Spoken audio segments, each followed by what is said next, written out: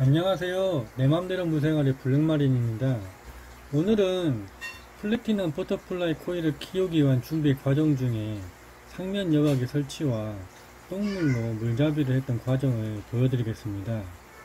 어항 세척까지 끝낸 후에 제가 한 일은 상면 여과기 구입이었는데요. 상면 여과기를 선택한 이유로는 첫째로 가격이었고요. 둘째로 엄청난 여과지의 양, 그리고 셋째로 청소의 편리성이었습니다. 이런 이유로 상면 여과기를 선택했는데요.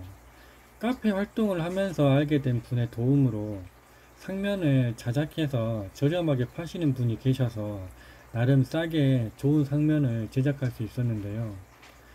어항 위에 올리는 일반 내자 상면은 쓸 수가 없었습니다.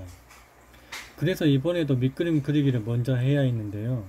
이유는 어항의 가로 길이가 내자보다 10cm가 긴 130cm였고 테두리가 플라스틱으로 되어 있어서 플라스틱 위에는 상면을 올릴 수가 없었습니다. 그래서 일단 상면의 가로 길이를 130cm로 늘렸고요.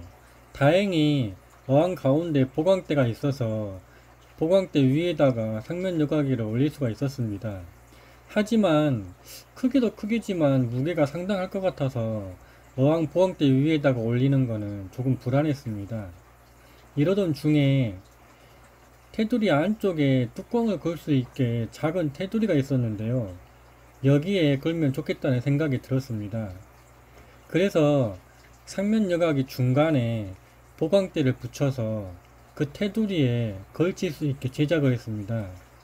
그래서 상면이 5cm 정도 보강대 안으로 들어가 있는 입수식 상면 형태로 제작이 되었습니다. 보강대를 상면 벽에 삥 둘러서 디귿자 모양으로 붙였어요. 이렇게 해서 상면을 올리니까 첫 번째로 어항 중간에 있는 보강대에 거치를 시키고 두 번째로 테두리 홈에 거치를 시켜서 이중으로 거치를 시켰기 때문에 안전상에 나름 만족을 했습니다. 여과제는 난석에서부터 시포락스, 섭스프로, 네오미디어까지 골고루 넣었고요. 산호사도 치과했습니다. 산호사를 넣는 이유는 물이 산성화되는 걸 방지해준다고 하여 넣었는데요. 크기가 큰 산호사를 넣는 게 좋다고 하네요. 모래같이 작은 크기의 산호사는 금방 녹아서 없어진다고 합니다. 그래서 최대한 큰 산호사를 사서 넣었습니다. 여과제는 작은 빨래망을 이용해서 한 칸에 하나씩 넣어서 청소할 때 빼기 편하게 했습니다. 나중에 느낀 거지만 빨래망보다는 양파망을 추천드립니다. 시간이 지나면서 빨래망이 지퍼가 녹슬어서 열리지가 않고 부러지는 경우가 생기더라고요. 물속에 쇠붙이가 녹이 슬고 있으면 애어들에게 좋을 것 같지는 않죠? 여과기 설치 후 카페 활동을 하면서 알게 된 분의 똥물을 받아왔는데요. 여기서 똥물은 상면 여과기를 청소하면서 생기는 분진이 많은 물이었습니다. 어항에 쇠물을 70% 정도 담아서 돌리다가 똥물을 가져와서 부었습니다. 기억이 정확히 나지는 않는데 3, 4일 정도 콩돌만 돌린 것 같습니다. 3, 4일 정도 되니까 보이시나요? 동그랗게 공이 생기는데 이게 미지 지렁이들이 뭉친 거라고 하네요. 엄청 신기했습니다. 그 후 분진들을 다 빨아들이고 나서 상면과 함께 물을 돌리기 시작했습니다. 물잡이 고기도 넣었는데요. 너무 예쁜 애들이죠? 롱핀 구슬사바와 외꼬리 오란다입니다. 이렇게 며칠을 물을 잡고 물잡이 고기들이 어느 정도 적응을 할 때쯤 비단잉어나 풀보코를 키우신다면 누구나 아실 만한 안성 비단잉어에서 풀보코 유어들을 데려왔습니다. 풀보코들이 일반 비단잉어나 금붕어 종류보다 수줍음이 많다고 합니다. 저는 이걸 뼈저리 느꼈는데요. 그래서 빨리 적응을 시키려면 여러 마리를 같이 넣거나 수조에 적응이 잘 된 금붕어들을 같이 넣으면 빨리 적응을 한다고 합니다. 저는 풀보코만 키우고 싶었기 때문에 금붕어는 넣지 않고 두 번에 걸쳐서 풀보코 유어 13마리 정도를 데려왔는데요.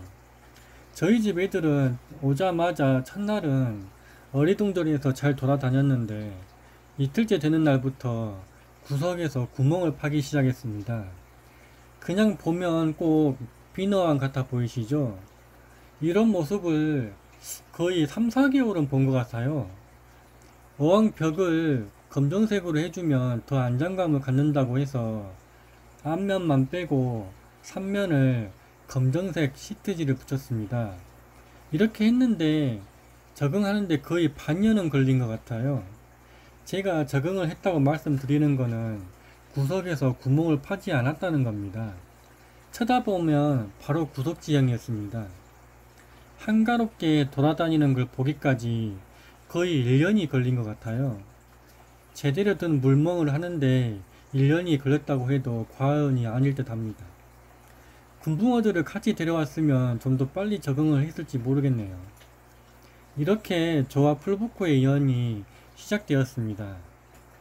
지금까지 풀부코들을 키우면서 정말 개인적으로 느낀 점을 말씀드리자면, 첫째로 입양 시에 유어가 아니라 어항에서 어느 정도 큰 애들을 데려왔으면 좀 더 일찍 물멍을 시작할 수 있지 않았을까 하는 생각을 하고요. 둘째로 어느 정도 선별이 된, 즉 가격이 살짝 더 있는 아이들을 데려오는 게 낫겠다는 생각을 합니다. 저같이 처음 물생활을 시작하는 분들에게 대부분 구피로 치면 입문용을 먼저 키워보고 고가의 물고기들을 키우라고 조언하시는 분들이 많으신데요. 문제는 안 죽이고 잘 키우면 정이 든다는 겁니다. 물론 안 그러는 분들도 계시겠지만요. 처음에는 잘 모르는데 점점 커가면서 조금씩 외형상 2% 부족한 점들이 보이기 시작하더라고요. 아, 이래서 가격이 저렴했었구나 하는 생각이 들기 시작하는데, 문제는 정이 들기 시작하면서부터 분양 보내기가 힘들어지더라고요.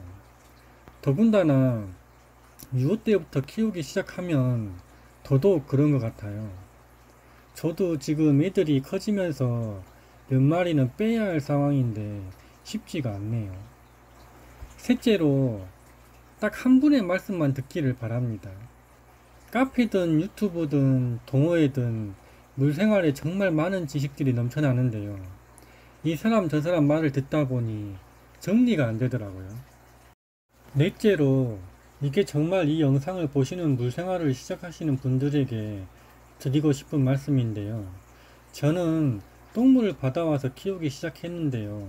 웬만하면 새물로 자신만의 물을 만들어 가라고 말씀드리고 싶습니다.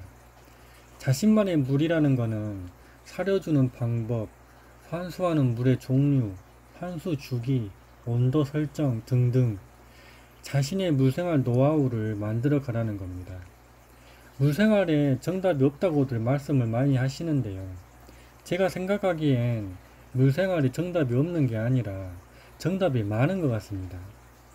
물고기를 안 죽이고 잘 키우시는 분들의 얘기를 들어보면 다들 조금씩 방식이 다르다는 걸 알 수 있을 겁니다.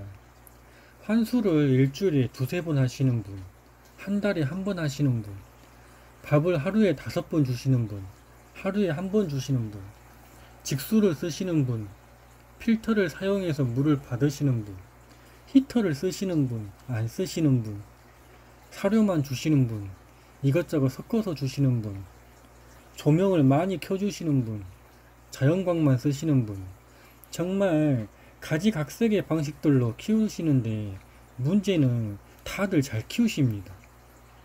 저도 아직 제 물을 만들지 못한 것 같아요. 하지만 몇 년이 걸리든 꼭 저만의 물을 만들고 싶습니다. 그래서 보란듯이 난 이렇게 해도 잘 키워 라고 당당히 말하고 싶네요. 긴 영상 봐주셔서 감사합니다. 오늘도 즐거운 물생활 되시고요. 구독과 좋아요, 알람 설정은 저 블랙마린에게 큰 힘이 됩니다.